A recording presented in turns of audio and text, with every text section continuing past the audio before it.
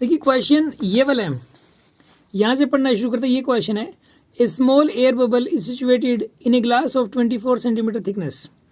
एक ग्लास है 24 centimetre thickness का, उसके अंदर एक स्मॉल एयर बबल है। When viewed from one face its apparent depth is 10 centimetre and when viewed from the opposite face it is 6 centimetre. Calculate the refractive index of the glass slab.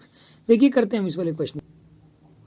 देखिए इस वाले question के अंदर यहाँ पे एक glass slab है, ठीक है, और ये वाली जो ग्लास स्लैब है इसकी थिकनेस दे रखी है आपको 24 सेंटीमीटर। ये इसकी थिकनेस दे रखी है, इट्स थिकनेस इज 24 सेंटीमीटर। और यहाँ पर ये एक एयर बबल है, राइट, ये ग्लास है और यहाँ पे बीच में ये एयर बबल है या फिर कोई ऑब्जेक्ट है, ये मान लो आप। सपोज ये वाली लेंथ अगर x है तो ये वाली लेंथ हो जाएगी 24 माइनस एक्स, राइट। एक बंदा इधर से देख रहा है और एक बंदा इधर से देख रहा है। ये वाला जो बंदा इधर से देख रहा है ना, इसको ये वाली जो लेंथ है ये यहाँ से लेके यहाँ तक ये नज़र आ रही है वास्तव में 10 सेंटीमीटर, ठीक है। ये है तो x और नज़र आ रही है 10 सेंटीमीटर, और ये वाली यहाँ से यहाँ तक है तो 24 माइनस एक्स, बट नज़र आ रही है ये 6 सेंटीमीटर, राइट। अब आपको ये बताना है कि इसका रिफ्रैक्टिव इंडेक्स कितना होगा इस ग्लास स्लैब का। इसका रिफ्रैक्टिव इंडेक्स n मान लो आप, और बाहर का 1 ही लेके चलना है आपको, ठीक है ना। बाहर तो अगर नहीं गिवन है तो भी आप 1 लेके ही चलोगे बाहर का रिफ्रैक्टिव इंडेक्स, तो राइट। अब देखो इस वाले पर्सन को यहाँ इस साइड से लेके इस एयर बबल तक जो लेंथ दिखाई दे रही है 10 दिखाई दे रही है और वास्तव में x है, राइट। तो आप ऐसा करो, इसकी अपेरेंट डेप्थ x की टर्म्स में निकाल लो एक बार। 10 तो है ही अपेरेंट डेप्थ, बट x की टर्म्स में निकाल लो। तो x की टर्म्स में अगर निकालना है तो observers medium upon objects medium, objects medium है x, ठीक है ना। यानी ये जो रियल डेप्थ है ये जिस मीडियम में वो वाला मीडियम है n, सॉरी यहाँ पे लिखोगे 1/n।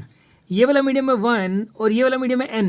ये है ऑब्जर्वर का मीडियम अपॉन में ये जो लेंथ जिस मीडियम में वो वाला medium into real distance, real distance है x, ये हो जाएगी अपेरेंट डिस्टेंस, और इसकी वैल्यू 10 सेंटीमीटर गिवन है। तो ये पहली इक्वेशन होगी। अब दूसरी इक्वेशन बनानी है। तो यहाँ पे यहाँ से बंदा देख रहा है तो ऑब्जर्वर्स मीडियम हो गया 1, ऑब्जेक्ट्स मीडियम हो गया इस केस के अंदर n, ठीक है ना। ये वाली जो लेंथ है ये n के अंदर है, और इनटू में जो रियल डिस्टेंस है वो है 24 माइनस एक्स, ये रियल डिस्टेंस है। अब ये अपेरेंट डिस्टेंस आ गई और इसकी वैल्यू 6 दे रखी है आपको, इसकी वैल्यू 6 दे रखी है, राइट। अब आपको ये दो इक्वेशंस हैं, इन दोनों को सोल्व करके n की वैल्यू और x की वैल्यू निकल के आ जाएगी वैसे देखा जाए तो, ठीक है ना। इसने वैसे पूछा था रिफ्रैक्टिव इंडेक्सिंग, कर सकते हैं हम। कैसे करेंगे हम, यहाँ पे ऐसा करो, x की वैल्यू यहाँ से निकाल लो आप और यहाँ पे पुट कर दो, आंसर आ जाएगा। x की वैल्यू n को इधर ले जाओ, x की value from equation 1, from equation 1 जो x की वैल्यू निकल के आएगी वो 10 इंटू n के बराबर निकल के आएगी। और अब ये पुट कर दो 2 में, पुट इन इक्वेशन 2, इसको इक्वेशन नंबर 2 में पुट कर दो आप। अगर इसको 2 के अंदर पुट करेंगे तो ये निकल गया 1/n into 24 minus 10n is equal to 6, और इसको सोल्व करना है। अब ये सोल्व करोगे तो 24/n माइनस ये निकल गया -10 इज इक्वल टू 6, तो 24/n की वैल्यू निकल के आएगी 16, और यहाँ से अगर आप इसको सोल्व करोगे तो n की वैल्यू निकल के आती है 24/16। 4 से आप इन दोनों को कैंसिल करोगे 6/4 आएगा। आप 2 से कर दो 3/2, यानी कि आंसर इज 1.5, इसका आंसर 1.5 आएगा। ओके, ये क्वेश्चन